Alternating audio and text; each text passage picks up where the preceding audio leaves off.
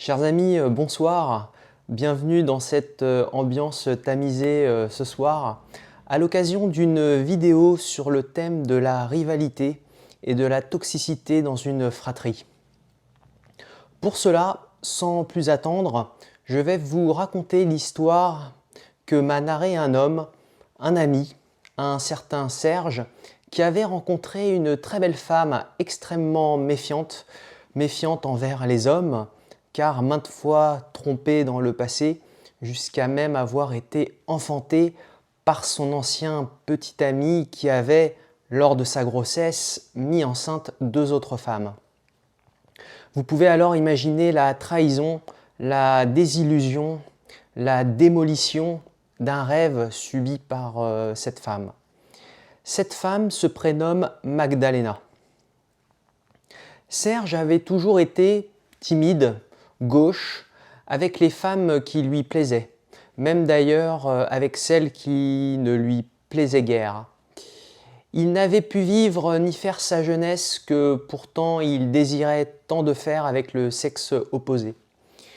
Seulement quelques histoires sentimentales qui ne se comptaient que sur les doigts d'une main n'avaient jonché son existence amoureuse.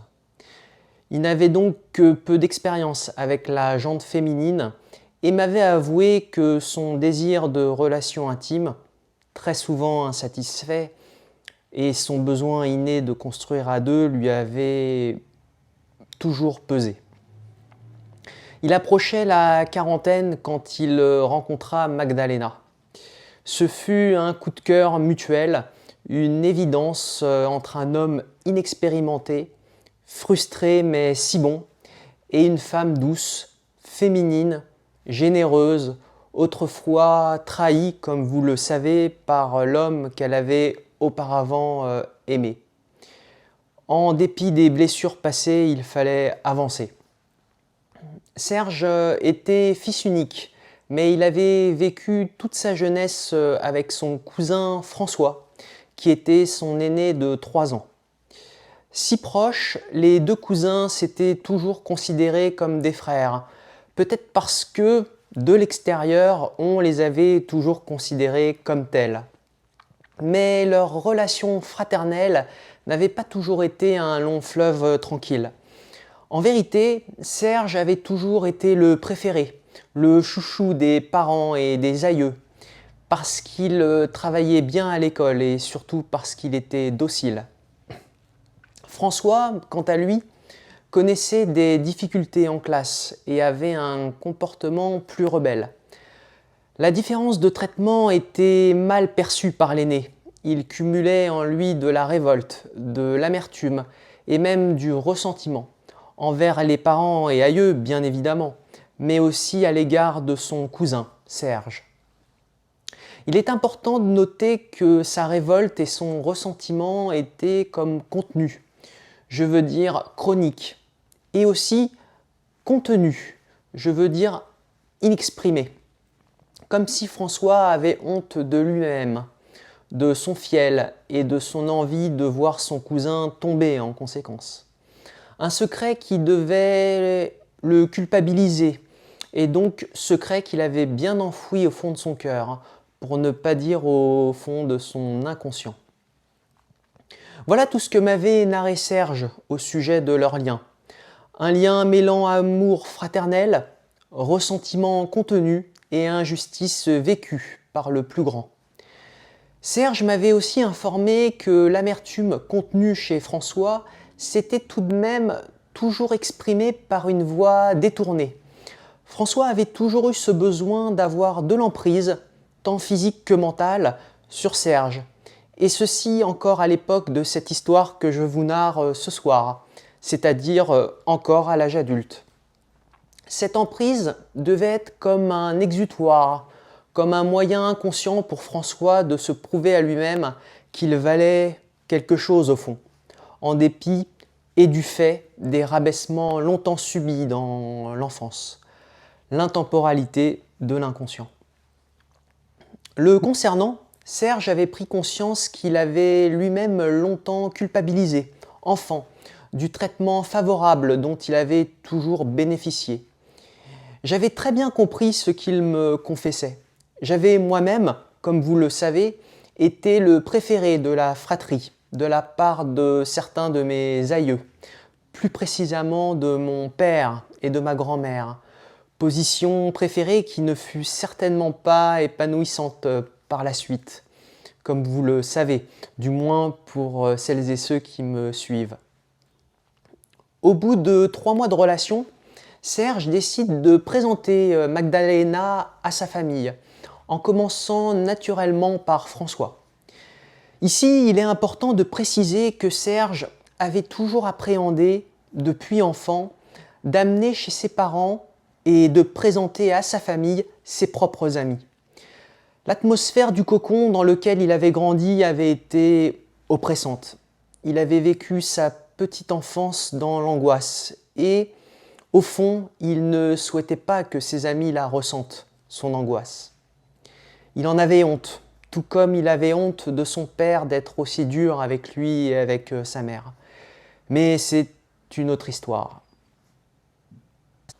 Continuons. 3 mois après le début de leur idylle, Serge décide de présenter Magdalena à François, non sans une certaine appréhension. C'était la pudeur et son manque inné de confiance en soi qui se manifestaient, jusqu'à même craindre de perdre son trésor en imaginant que Magdalena tombe sous le charme de son cousin. Serge avait confiance en sa chérie, jamais elle ne l'aurait trompé. Pleine d'amour à son égard et de principes moraux sacrés, m'avait-il certifié.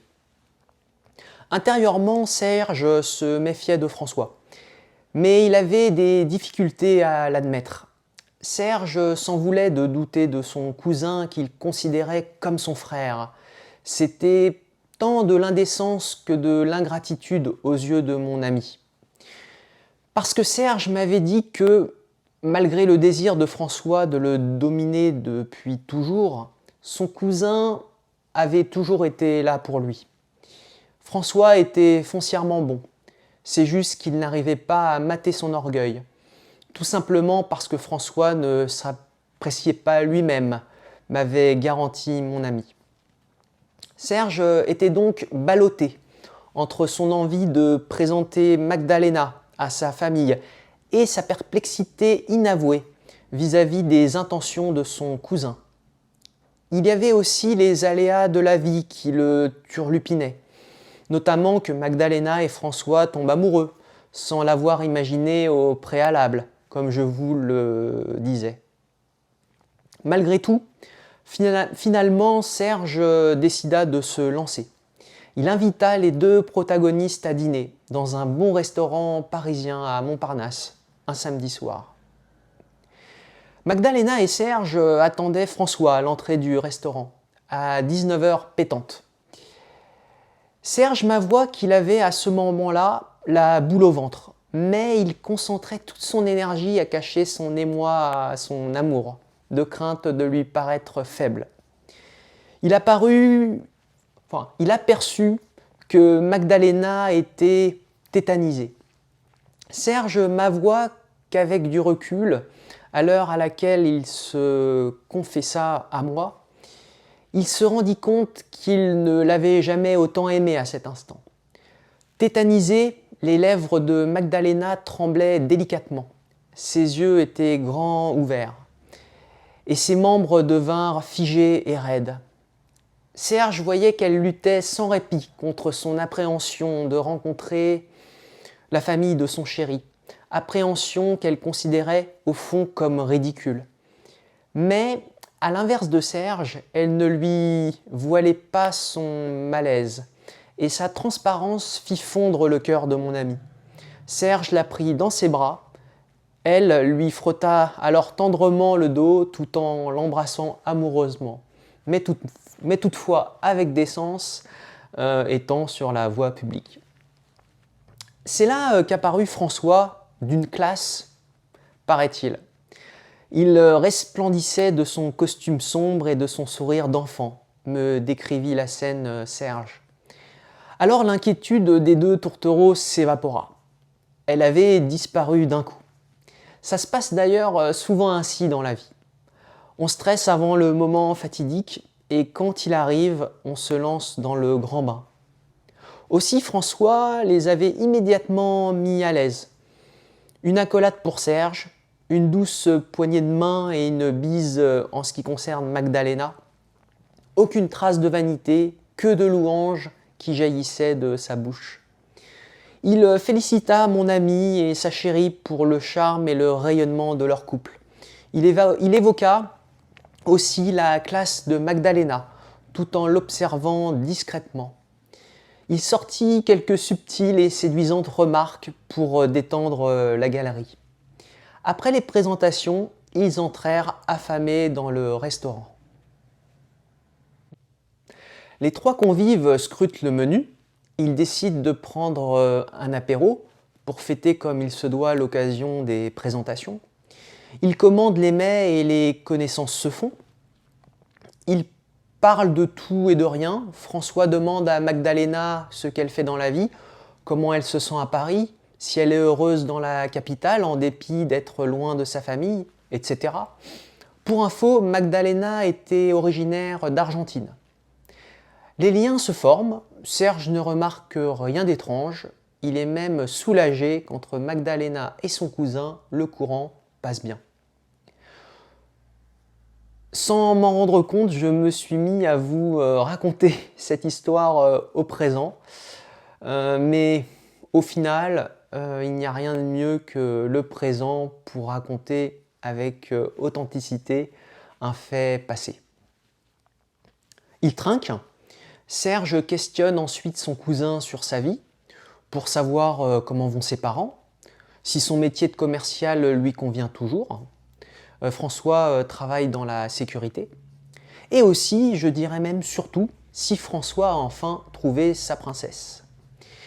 Serge m'explique que son cousin répond vaguement à ses questions et quand il aborde le sujet de la princesse, sa mine radieuse devient triste. Serge se repent alors de l'avoir sollicité sur ce sujet qui lui est sensible, tandis qu'en même temps, il aperçoit sa Magdalena émue par l'humeur de François devenue morose. Le changement fut brusque, cela plomba l'atmosphère. Bon. C'est là que le serveur apporte les entrées, et dès que les assiettes sont posées auprès des verres remplis d'un excellent vin rouge, François entame un long discours.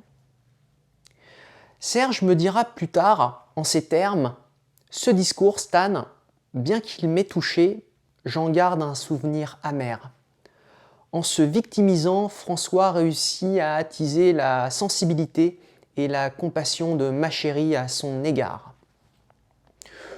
Mais sur le coup, au moment de la scène, Serge estime qu'il exagère d'en vouloir à son cousin pour ça. Il a le droit d'être triste, son cousin, et il est compréhensible que Magdalena soit réceptive à cela. C'est encore mon manque de confiance qui me joue des tours, pensa Serge. En quoi consistait le discours de François et sa propre victimisation, je dirais? Des choses banales, mais pesantes, du genre « je n'ai jamais eu de chance en amour avec les femmes, moi qui pourtant leur donne abondamment, moi qui pourtant pense à leur bonheur avant tout. Je n'ai pas rencontré la bonne personne, j'ai beaucoup souffert, je n'y crois plus, en une félicité sentimentale tant désirée. Mon innocence m'a abandonné après ces multiples revers et déceptions. » François exprime tout cela d'un coup, avec une voix timide mais emplie de résignation. Et c'est particulièrement cette résignation qui toucha Magdalena. Elle considéra ce renoncement comme un sacrifice de soi, comme une fatalité. Et ça, les femmes, ça les attriste, donc les attire, surtout venant d'un bel homme ne croyant plus en son bonheur. Magdalena pose alors à François moult questions, notamment pour en savoir plus sur le type de femme qu'il recherche, qui lui plaît. Elle l'interroge pour connaître son désir honorable le plus fou, Pour cerner s'il a des proches qui pourraient lui présenter à l'avenir de nouvelles conquêtes? Serge n'avait jamais vu sa chérie aussi captivée par une discussion. Serge m'avoua qu'il en avait alors été secrètement irrité et triste, car il n'avait pas souvenir d'avoir réussi à autant l'envoûter par le passé. Cependant, Serge n'afficha rien et écouta placidement, tout en serrant fort la main de sa Magdalena, concentrée, qui ne lui jetait, en passant, aucun regard. Si cela en était resté là, Serge n'aurait fait que de s'en vouloir de sa jalousie maladive. Mais suite à cette avalanche de questions venant de Magdalena, François tente plus de dénigrer son cousin que d'y répondre. Sur le type de femme qu'il recherche? Une femme affectueuse et fidèle, avec une belle âme, craquante, comme Magdalena Pardy, en soulignant l'aubaine improbable que Serge a eue de l'avoir rencontrée, en ajoutant qu'en ce bas monde, les plus méritants n'étaient pas nécessairement les mieux servis, en se persuadant que la justice sur terre, et mise en avant par la religion, n'existait pas. À l'écoute de ce monologue, le regard de Serge devint interrogateur. Et, en réponse à sa réaction, François lui déclare « Parce que tu as quand même des choses à te reprocher en amour, toi. Tu n'es pas tout propre », qu'il rajoute, avec un ton subtilement empreint de plaisanterie. « J'exagère », qu'il chuchote ensuite à Magdalena, en faisant un clin d'œil à mon ami. « Je te taquine », dit-il à Serge. Mais revenons-en à la réponse de François. Sur son désir honorable le plus fou, d'avoir des enfants avec une femme intègre qui l'aura su rendre heureuse. Il ajoute alors que des femmes fiables et fidèles, comme Magdalena, ça se compte sur les doigts de la main et que ces femmes, elles méritent doublement un homme dévoué, à l'abri des hypocrites et des intrigants, en regardant Magdalena droit dans les yeux, d'un air l'avertissant d'un danger imminent aux côtés de son chéri, me narra Serge. Des proches pour lui présenter des nouvelles conquêtes? Il lui répond qu'il ne connaît personne, qu'il leverait un tant soit peu le petit doigt pour le sortir de cette impasse, pas même sa famille, en reluquant tristement son cousin avec un rictus à peine perceptible se dessinant sur ses fines lèvres. Je ne peux compter que sur moi-même. Les gens ne pensent avant tout qu'à leur propre bonheur, ajoute-t-il d'une voix mêlant peine et animosité envers Serge. Quand Serge me raconta tout ça, je lui dis qu'il exagérait un peu, qu'il a enragé du succès de son cousin auprès de sa Magdalena. Mais il me certifia qu'il avait maintes fois revécu en imagination, avec lucidité et honnêteté vis-à-vis de lui-même, sans se mentir à soi-même, ces instants. Et Serge me certifia que l'attitude de François était vicieuse, perfide, nocive. Malgré cela, à ce moment-là, Serge n'eut aucun grief contre son cousin. Bien que sa tension fût à son paroxysme, entre l'envie de fuir avec son trésor, cette table, et le soin de ne surtout pas gâcher cette agréable soirée, il se contint. Puis, comment aurait réagi sa Magdalena devant son étrange saute d'humeur? Elle n'aurait nullement compris ni accepté cette réaction puérile. Pour l'innocente femme qu'elle était dans les sentiments, il n'y avait aucune mauvaise intention dans les taquineries de François. En réagissant de cette manière impulsive, Serge se serait donc mis à dos son trésor et son cousin. Leur rapprochement s'en serait trouvé renforcé, chose qu'il ne souhaitait pas à cet instant. En tout cas, Serge me raconta que, jusqu'à la fin du dîner, ce fut cycliquement des compliments, des subtiles mais dévalorisantes remarques à son égard, des saillies et des mots d'esprit que François exprima, entre pauses bien marquées, afin de ne pas paraître trop lourd ni fourbe aux yeux de la femme en présence. Les trois protagonistes quittent le restaurant vers minuit. La soirée se termine relativement bien, la tension intime de Serge s'atténue. C'est alors l'instant des embrassades et des mots affectueux pour de prochaines retrouvailles. François remercie sincèrement son cousin pour ce repas et cette rencontre. Il lui avoue ne pas avoir vu le temps passer. Ces compliments flattent mon ami et après lui avoir serré chaleureusement la main, le couple quitte François. Magdalena et Serge optent ensuite de prendre un taxi afin d'éviter les bouches de métro en cette fraîche et pluvieuse soirée d'hiver. Dans la voiture, Magdalena prend la main de son chéri et lui sourit. Elle est fort satisfaite de ce merveilleux moment et pour cela, elle le remercie. De son côté, Serge m'expliqua qu'à cet instant, je veux dire dans le taxi, il se sentit ballotté entre son impétueux désir de combler sa chérie en fréquentant une nouvelle fois François et sa précaution de s'en éloigner. Serge lui en voulut à son cousin, mais en même temps il l'aimait comme un frère, me confessa-t-il, bien plus tard après cette histoire. En fait, Serge était touché par l'orgueil de son cousin. Il le considérait comme une faiblesse. Puis, il s'en voulut aussi d'entretenir ses soupçons, de les ruminer, de ne pas avoir confiance en sa chérie. Et en lui-même, j'ajouterais. Je le lui dis. Dans la voiture, Magdalena remarqua son mutisme. Elle décida d'interrompre son copain dans toutes ses réflexions pour lui avouer qu'elle avait apprécié son cousin. « J'espère qu'il s'en sortira. C'est un bon et mignon gars. Je vois bien qu'il a dû souffrir par le passé. » Voilà ce qu'elle ajouta candidement. L'inquiétude de Serge alors se renforça secrètement, mais il concentra toutes ses forces pour paraître zen aux yeux de sa Magdalena.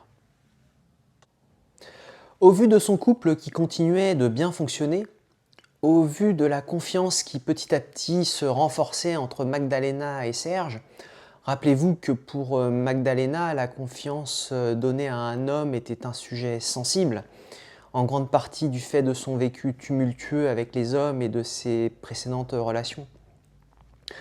Au vu du lien mutuel qui se renforçait, Serge décide finalement de laisser une seconde chance à François. Il se convainc de la bienveillance de son cousin, en dépit de sa vanité pouvant lui jouer des tours. Serge m'explique, la bienveillance de François vaincra sa vanité. La balance penchera du bon côté. François a un bon cœur, je le sais, depuis notre naissance nous sommes liés. Serge ajouta aussi en ces termes que, dans notre enfance, il y eut des conflits, des préférences vécues comme des injustices par l'aîné. La jalousie et l'amertume s'ensuivirent. Mais nous sommes cousins. Non, que dis-je, nous sommes frères. Nous avons toujours considéré irrésistiblement que nous formions une fratrie. Nous nous sommes chamaillés, battus, moqués mutuellement, enviés par moments, mais tout ceci ne nous a pas empêchés de nous aimer et de nous soutenir l'un l'autre à l'âge adulte. Voilà comment se persuada Serge de la bonté de son cousin durant les jours qui suivirent ce premier dîner au restaurant. On peut dire que son conflit fut résolu, que son hésitation de revoir son cousin fut enterrée, ce qui allégea le cœur de mon ami. À cet instant, Magdalena trouva d'ailleurs son compagnon particulièrement serein et silencieux, mais encore plus attentif au bien-être de sa chérie. Quelques jours plus tard, Serge reçoit un appel de François, qui souhaite inviter le couple chez lui pour un apéro et leur présenter un de ses amis, dont il s'est rapproché depuis peu. Serge le remercie et accepte immédiatement son invitation, sans en avoir préalablement parlé à Magdalena. D'ailleurs, pourquoi lui en parler auparavant? Pour quelle raison Serge devrait lui demander son autorisation pour cette invitation? Elle l'accepterait naturellement, cet apéro. Et il ne s'était pas trompé. Sa chérie fut joyeuse d'avoir une nouvelle opportunité de se rapprocher de la famille de son copain. Cela renforçait aussi l'amour qu'elle lui portait. Puis, elle considérait François comme une première étape ou un premier test à passer avec succès avant de rencontrer sa mère. Cette perspective la figeait de peur. Elle était tétanisée rien que d'en parler, mais en même temps, cette pensée la réjouissait. Tout ça pour vous dire, mes amis, que tout était devenu fluide et naturel entre eux et dans leur couple. Qu'ils étaient complices parce qu'ils se comprenaient sans l'usage des mots, et que François faisait même dorénavant partie de leur vie. Qu'il était un privilégié dans leur cœur. Serge m'avoua plus tard que jamais il n'oubliera l'unité du couple qu'ils formaient, tous les deux à ce moment-là. Le couple devait donc se rendre chez François, un samedi soir, plus précisément 2 semaines après la première rencontre. François habitait non loin de la place de la Nation. Pour y aller, le couple décide de prendre la voiture de Serge cette fois-ci. Magdalena ne souhaitant guère boire excessivement ce soir-là. Un verre de rouge pour elle, pas plus. En chemin, Serge reçoit un appel de son cousin lui informant que finalement, son ami, celui qu'il voulait leur présenter, ne vient pas. Il est fatigué et a préféré décliner, dit-il à Serge. Serge lui répond que ce n'est pas grave, qu'ils ne se retrouveront que tous les trois et que la soirée n'en sera pas moins plaisante. Et là, mes amis, en me décrivant la scène, Serge me confia qu'à ce moment, il redoutait qu'il ne se retrouve qu'à 3 au final. Et il se voilait jusqu'à cet appel et l'annonce de la nouvelle, son appréhension. Tout simplement parce qu'il l'avait chassé de sa conscience tant la mésaventure de la première rencontre que le malaise que cette mésaventure lui avait apporté. Serge eut honte de sa défiance passée. Il la considérait comme une faiblesse. Il l'avait donc mise aux oubliettes. Mais cette défiance, fatalement, elle ne l'avait pas lâchée. Elle n'attendait que le moment opportun pour une nouvelle fois se manifester. Je vous explique tout ceci pour que vous sachiez dans quel état d'esprit se trouvait Serge subitement. Magdalena était en train de conduire, elle ne vit ni le trouble ni la crainte de son chéri. Dans le secret, Serge pressentait devoir une nouvelle fois faire face, ce soir-là, à une épreuve, à des tensions, à un combat contre lui-même devant les pics, toujours sur le ton de la plaisanterie de son cousin. Ils arrivent à destination, fort coquets, quoiqu'en habit décontracté, et il sonne à la porte. De toute sa classe vestimentaire, François les accueille avec le même sourire éblouissant lorsqu'il se pointa devant le restaurant 2 semaines auparavant. Il les charme de nouveau. Il sait s'y prendre, se dit Serge, et au fond ça l'exaspère. Mais il se trouve bête avec sa méfiance. Il se raisonne donc et immédiatement s'approche vers son cousin pour lui faire une accolade sincère, que ce dernier accepte d'ailleurs avec aménité. Magdalena attend son tour, puis, par timidité, elle ne lui tend que la main. François la lui refuse, cette main, et lui ordonne gentiment de faire la bise. Les yeux de Magdalena se plissent alors légèrement et scintillent de soulagement. Elle n'osait guère se rapprocher du cousin pour ne pas en faire trop, d'après les dires de mon ami. Ensuite, François leur propose de s'installer sur son canapé propre et moderne. Il faut dire que l'appartement de François, en plus d'être impeccable, était grand et bien aménagé pour un célibataire parisien. Son bien de 3 pièces surpassait largement le studio de 20 mètres carrés de Serge, tant au niveau de sa superficie que de sa salubrité, tant pour l'entretien des parties communes que pour la qualité des isolations thermiques et acoustiques. Le parquet ciré, la télévision dernier cri, la chaîne hi-fi alliant modernité et antiquité, les murs éclatants par leur netteté, l'espace convenable entre des meubles fins et design, tout ceci dénotait l'hygiène et l'assurance financière de François. Son confort en était magnifié, et les femmes sont sensibles à ces commodités. Elles évaluent les hommes par leur intermédiaire, et particulièrement les parisiennes. Alors, ce n'est que mon avis issu de ma propre expérience. Serge m'a aussi fait noter que son cousin avait une situation professionnelle préférable à la sienne. En tant que commercial, en y incluant les primes trimestrielles, il gagnait aisément 2 fois plus que lui. Son habitation illustrait son succès, ce qui rabaissait Serge aux yeux de sa dulcinée. Serge tente de se persuader que tout ceci n'est que matériel et futilité, lui-même installé sur un canapé à plus de 3000 €, aux côtés de sa Magdalena.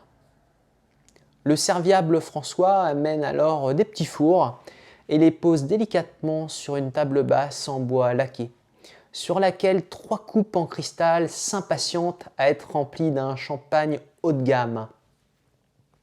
Il sait quand même bien s'y prendre, se dit une nouvelle fois Serge, amèrement, quoique reconnaissant de la générosité de son cousin. Serge décide d'abandonner toutes ses réflexions et de se jeter gaiement dans la conversation, initié par son cousin qui versait élégamment le champagne blanc de blanc dans les coupes. François informe au couple de sa promotion en tant que directeur commercial dans sa société et par conséquent d'un nouveau bond de sa qualité de vie. Les invités le félicitent avec emphase, Magdalena étant impressionnée par cette annonce. François répond alors que la réussite professionnelle a toujours été sa priorité numéro 1. Priorité se déployant durant son adolescence et motivée par de multiples et anciens rabaissements par des membres de sa famille, rappelle-t-il. Ça m'a endurci de subir et je remercie la vie pour toutes ces épreuves, conclut fièrement François son discours et en feignant la sensibilité. Serge m'indiqua. En me décrivant cette scène, Serge ajouta que peut-être que j'aurais jugé malveillante sa dernière remarque, mais il me dit que c'était la stricte vérité, que François les trompait à cet instant.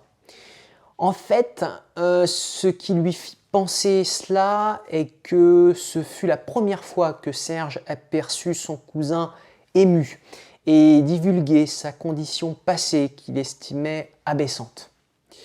En réalité, personne ne l'avait jamais dénigré. Seule la réussite de Serge l'humiliait dans le passé. Voilà ce que pensait clairement Serge vis-à-vis de son cousin à cet instant de notre histoire. Bref, Serge décide de se taire, de faire du cinéma et d'aller dans le sens de son cousin. Toutefois, Magdalena souhaite en savoir plus à ce sujet. Elle manifeste une curiosité pleine d'affection. Le cœur de mon ami se serra. L'envie de sa chérie de s'immiscer dans son passé réjouit François, qui lui annonce en ces termes que, dans la fratrie, on n'était pas tous logés à la même enseigne et que, d'une manière générale, une éducation juste est indispensable à l'épanouissement d'un enfant. Magdalena promit, je t'en dirai plus un de ces jours à ce sujet, ajoute-t-il pour taire le sujet, moyen qu'il use afin d'attiser encore plus la curiosité de son interlocutrice. Il enchaîne ensuite par d'autres questions qui sont destinées à Serge cette fois-ci, sur son travail, sur des connaissances communes et ses loisirs. Serge y répond vaguement, tout en simulant l'aise qu'il avait délaissée dès leur arrivée. Enfin, il trinque de nouveau. Les verres se vident. François propose de les resservir. Serge refuse, mais Magdalena finalement ne dit pas non, tout en quémandant timidement l'autorisation à son chéri de ses yeux à faire chavirer des cœurs. Serge fait discrètement la moue, mais François le remarque et lui dit « Serge, qu'elle se fasse plaisir, ce n'est pas tous les jours qu'elle déguste une bouteille aussi esquisse que celle-ci. Elle coûte cher, tu sais, puis on passe une belle soirée. » Et en se tournant vers Magdalena, « J'espère que tu ne t'ennuies pas trop avec lui, il a conservé son côté ours. » finit François son soliloque en faisant un clin d'œil à son cousin. Serge occulte cette dernière remarque et se presse de répondre au regard de son amour. « Oui, tu peux, chérie, ne t'en fais pas. Je conduirai au retour. L'alcool, j'arrête là en ce qui me concerne. » Serge a mal à ce moment-là.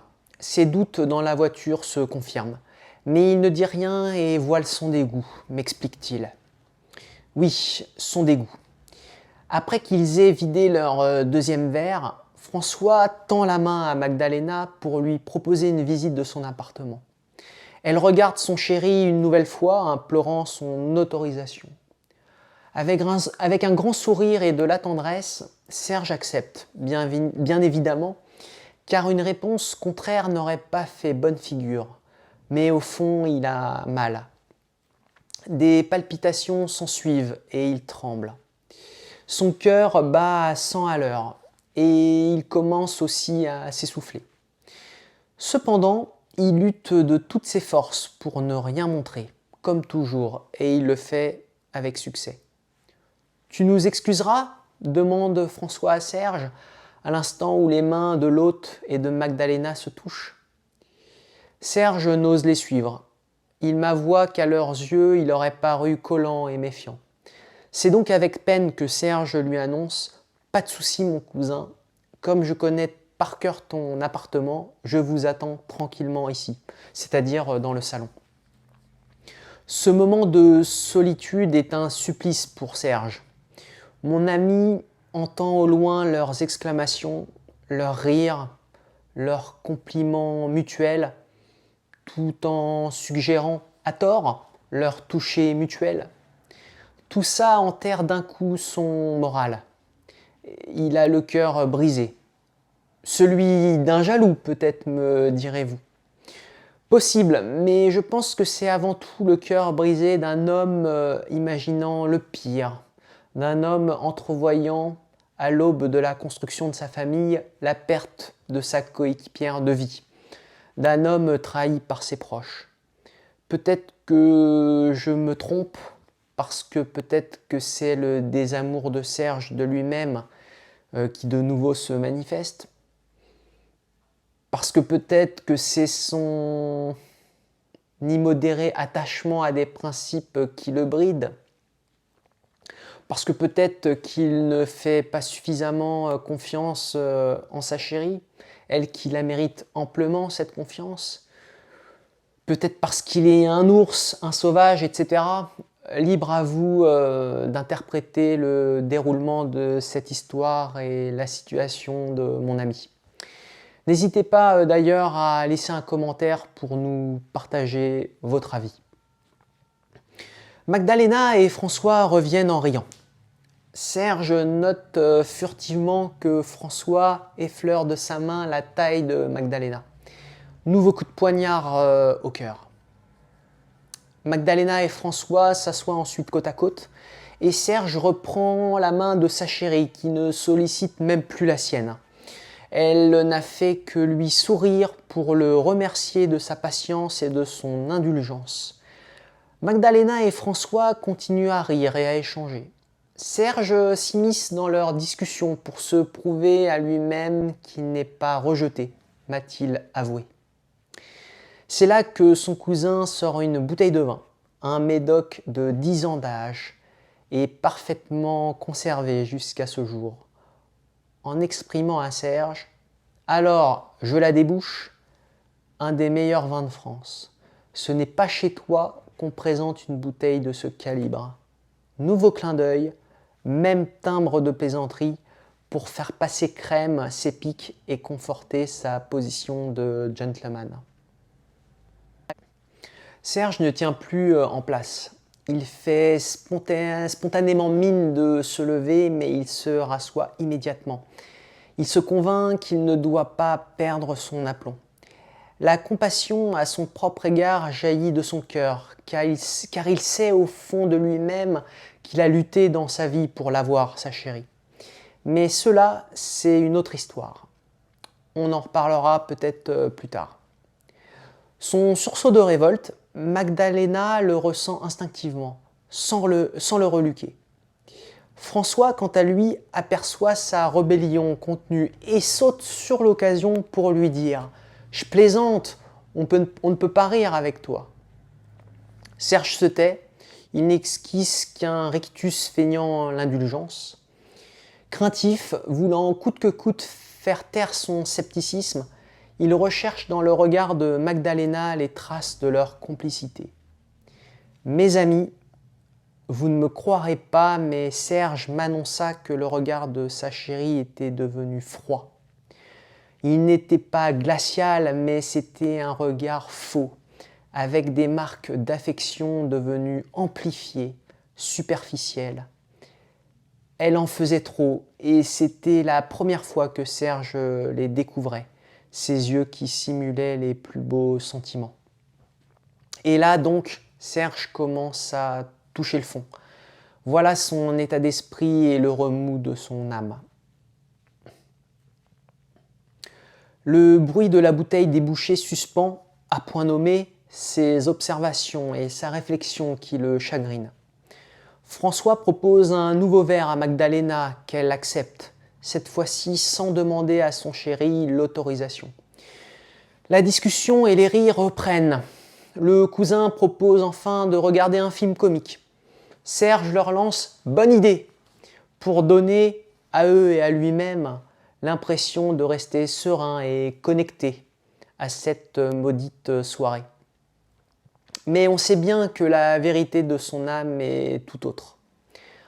Encore leur rire devant ce film dont Serge n'a rien retenu de l'histoire. Il a fait semblant de le regarder. En vérité, son attention n'était concentrée que sur la main de sa chérie, qu'il serrait frénétiquement, la fixant avec passion du coin de l'œil. Serge savait bien qu'elle avait remarqué son regard, mendiant des stigmates de son amour, mais auxquels elle n'osait répondre. Serge savait bien qu'elle sentait ses palpitations et son anxiété. Serge savait bien que son désarroi le desservait, aux yeux et dans le cœur de Magdalena. En fait, Serge m'avoua qu'à cet instant, désormais, il affichait à tous sa faiblesse car l'énergie lui manquait pour la dissimuler. En fait, il était épuisé, il n'en pouvait plus. C'était la fin de soirée. Le film terminé, un brin soulagé car espérant percevoir le bout du tunnel, Serge propose de rentrer, avançant aimablement à son cousin qu'il était déjà minuit et que le couple était fatigué. Magdalena, peintée, alors François lui servit 2 autres verres de vin durant le film, elle qui n'avait pas l'habitude de boire, agrée, en laissant toutefois manifester sa déception sur les traits fins de son visage. Le cousin de Serge se rapproche alors d'elle pour lui faire une bise prononcée, affectueuse, et pour lui chuchoter quelques doux mots d'au revoir. Immédiatement, François se tourne ensuite vers son cousin pour le remercier avec sincérité de leur venue, pour lui annoncer solennellement qu'il a, grâce à leur authenticité et à leur cordialité, passé une chaleureuse soirée et qu'il espère les revoir très vite. Serge s'en va lui faire une accolade, sans grande envie, plus pour se conformer à la bienséance devant Magdalena que par gratitude pour son accueil. Le couple rejoint ensuite la voiture pour rentrer à la maison. Magdalena sent l'alcool à plein nez et connaît quelques difficultés à marcher droit. Serge la prend par la taille, sans enthousiasme, car il en a gros sur la patate. L'état d'ébriété de sa chérie lui déplaît également. Elle le sent que ça le répugne et s'en veut de s'être lâchée avec excès sur la boisson. Penaude, elle n'ose dire un mot. Serge non plus d'ailleurs ne lui parle pas. Il n'en a pas le cœur. Il ne fait que lui proposer de conduire, n'ayant bu qu'un seul verre de champagne en début de soirée. Sur la route, silence, pas un mot. Magdalena ne fait que fixer des yeux écarquillés les avenues, éclairées par les lampadaires et les immeubles haussmanniens qui les composent. Elle ne pose même pas sa petite main sur la cuisse du conducteur, comme elle avait l'habitude de le faire lorsqu'ils conduisaient ensemble. Mes amis, si vous saviez à quel point Serge avait mal à cet instant. Il m'expliqua qu'il s'en voulait sans savoir pourquoi. Par la pensée, il crachait sur son cousin. Son amour-propre, celui d'un homme se considérant comme trompé, l'incitait aussi à s'éloigner de sa chérie. Pourtant, son cœur souffrait. Il l'aimait peut-être encore plus à cet instant. En fait, il n'avait jamais été aussi conscient de l'emprise sentimentale qu'elle avait sur lui. Elle était tout pour lui. Et mes amis, à mon avis, grave erreur qu'une femme soit tout pour un homme. Je ferai une autre vidéo à ce sujet. Ils rentrent à la maison et chacun prend sa douche à tour de rôle. Au lit, ils ne font pas l'amour. Serge lui demande tendrement comment elle se sent, si elle a besoin d'un verre d'eau ou bien d'un câlin. Elle lui répond timidement, mais avec une froideur tempérée, comme contenue: « Non, ça ira, bonne nuit ». Enfin, elle se tourne à l'opposé de lui qui est installé sur le dos, les mains derrière la nuque, laissant couler les larmes de l'incompréhension, de la révolte et même de la pitié envers lui-même. Larmes qu'il avait avec effort contenues durant toute la soirée, je pense. Avait-elle honte de son comportement? Et Serge alors, qu'avait-il fait de mal? Son cousin avait assurément charmé Magdalena. Peut-être que Serge n'avait pas été à la hauteur de ce défi malsain que François lui avait lancé. Voilà ce à quoi pensait Serge, tout agité. S'en voulait-elle au point de lui en vouloir? Les femmes en veulent souvent à leur homme quand elles sont en colère contre elles-mêmes. Ou bien mettait-elle en doute l'amour de son chéri, n'osant douter du sien à son égard? C'est aussi une technique particulièrement féminine pour, à cette occasion, atténuer leur propre culpabilité. Serge se paumait dans de nombreuses conjectures. Il était perdu. Ou bien avait-elle déjà conscience qu'elle ne l'aimait plus? Cette dernière supposition accentua ses sanglots, qu'il étouffa de toutes ses forces pour ne pas la réveiller.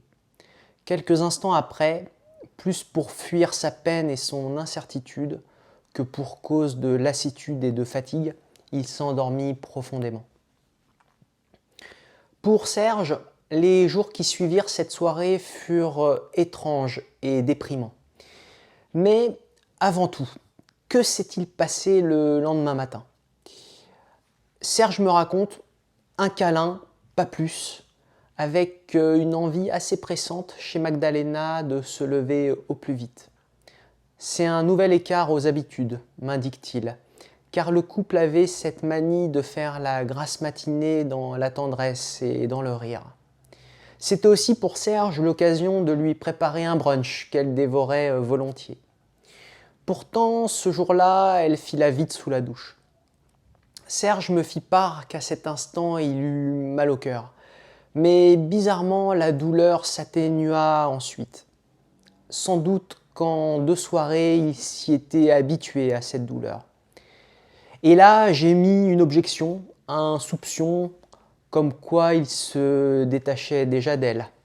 Et ceci pour se protéger lui-même. De suite, Serge m'interrompit pour m'assurer que ce matin-là, il était prêt à donner une bonne part de son compte en banque, ne serait-ce que pour revivre avec elle les jours d'avant. Nouvelle grosse erreur de la part de mon ami de penser ainsi. Mais continuons.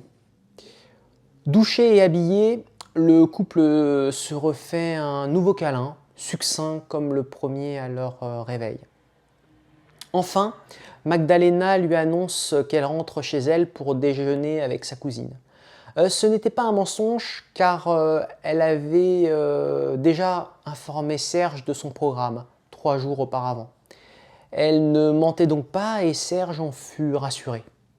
Un léger smack sur leurs lèvres conclut ce week-end amoureux et maudit. Donc, je vous disais, les jours suivants furent déprimants pour Serge, car ils furent celui de l'éloignement de Magdalena, qu'elle n'osait elle-même admettre, et donc qu'elle tentait coûte que coûte de voiler. Malgré tout, son éloignement perçait dans ses paroles et son comportement. Elle répétait toujours plus à Serge qu'elle l'aimait, sans vouloir faire l'amour. Ces mots d'amour étaient multipliés par 2, mais le nombre de fois que le couple vivait des instants charnels était divisé par 3. Tout ceci en seulement 2 semaines. Tout ceci après ces 2 horribles soirées. La raison de Serge ne saisit pas cette contradiction. Magda te ment, qu'elle lui dit sa raison. Son cœur, quant à lui, croit en ces mots d'amour. Et vous savez quoi, mes amis? Son cœur réussit à faire taire sa raison. Serge se ment à lui-même en conséquence. Il se persuade que ce n'est qu'une période difficile à passer, que tous les couples ont vu leur fondation s'ébranler, qu'il fallait laisser passer cet orage, et que l'essentiel pour lui était d'être toujours là, pour elle. Sauf que, mes amis, leurs rendez-vous amoureux, ils étaient aussi divisés par 3. 2 semaines après cette seconde soirée chez François. Serge n'en pouvait plus de tout ce chamboulement dans son cœur et dans sa tête. C'était invivable pour lui. Il se décida donc d'interroger sa chérie, avec une appréhension de la déranger et de la contraindre. « Tout va bien, ma chérie ? Nous nous voyons de moins en moins, et ça me fait mal, car je t'aime. » lui avoua-t-il par téléphone, prêt à laisser couler ses larmes.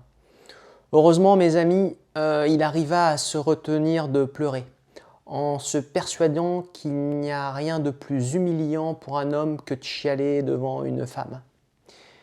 Magdalena, un brin agacée, son exaspération se manifestant par un souffle bref, avant de parler, et qui retourna le cœur de mon ami, Magdalena lui répondit « Je suis désolé mon amour, je dois préparer mon départ pour la Crète, prévu samedi prochain. Je dois penser à beaucoup de choses, néanmoins sache que je t'aime. » Serge m'indiqua que ce n'était pas de la mystification. Elle lui avait annoncé, un mois auparavant, ses vacances d'une durée d'1 semaine avec sa cousine pour la Grèce. Mes amis, vous ne me croirez pas, cet appel, ce fut la dernière fois que Serge entendit sa voix. Sur le moment, il ne put le prévoir ni se l'expliquer, alors qu'en réalité, tout était clair comme de l'eau de roche. Mais il ne voulait pas voir que c'était clair comme de l'eau de roche. Son cœur l'empêchait de discerner et de comprendre. Il se disait avec espoir, c'est profondément infâme, que pour qu'elle ne lui écrive pas, c'est qu'il lui était peut-être arrivé une mésaventure à Paris avant son départ, ou bien là-bas à Héraclion, je veux dire en Crète. Par amour, il le souhaitait au fond du cœur, mais il avait honte de le désirer, qu'il lui arrive un malheur. Toutefois, sa raison, elle répondait à son cœur en ces termes, si je peux m'exprimer ainsi. Pauvre naze, en plus d'être un sale égoïste, tu vois bien qu'elle s'est éloignée de toi, ta Magdalena. Qu'est-ce qu'il te faut de plus pour enfin l'admettre? Afin de se convaincre des dires de cette satanée raison, chose qu'il n'avait jamais faite durant sa relation par une étrange crainte d'être intrusif, il prit le combiné et appela la mère de Magdalena, qui informa simplement Serge que sa fille était bien arrivée à destination et qu'elle avait été heureuse de partir, avant de lui demander si tout allait bien dans le couple entre eux. Il raccrocha après avoir répondu à la mère de Magdalena en ces termes : « Ne vous inquiétez pas, madame, prenez soin de vous. » Malgré tout, son cœur et sans doute son amour-propre espérèrent encore un appel de sa part, de là-bas, mais rien du tout. C'est seulement un mois plus tard que Serge reçut d'elle un message succinct par SMS, et le voici. « Cher Serge, pardonne-moi mon silence et mon ingratitude après tout l'amour que tu m'as donné. J'avais besoin de réfléchir sur notre relation et sur ma vie. Mes vacances en Crète ne pouvaient pas mieux tomber. Je n'oublierai jamais nos tendres et complices instants. J'espère que tu trouveras la femme qui saura te rendre heureux. Tu le mérites. Adieu. Signé Magdalena.